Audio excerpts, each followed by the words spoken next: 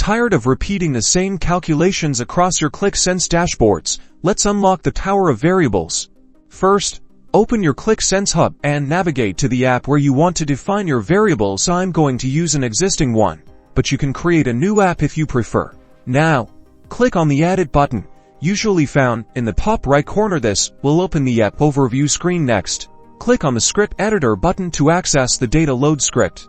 In the Script Editor, you can define variables in two ways: in the script or in the variable overview. Let's use the script for this example. You define a variable by typing let, then your variable name, then an equals sign, and finally the value or expression you want to store. For example, let discount rate equals 01. To create variables from the variable overview, click on the Variables button in the top ribbon. This is next to the Script Editor button. The variable overview window will appear. Click on the Create New Variable button in the bottom left corner. In the Edit Variable dialog box, give your variable a name, and then enter its definition. You can also add a comment to describe the variable's purpose. Click Create when you're done. Now for the fun part: using your variables.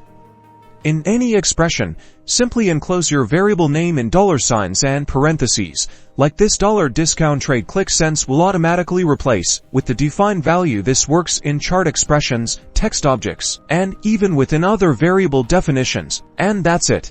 You've successfully created and utilized variables in Qlik Sense. Use them to simplify calculations, improve maintainability, and create dynamic, interactive dashboards. Happy analyzing!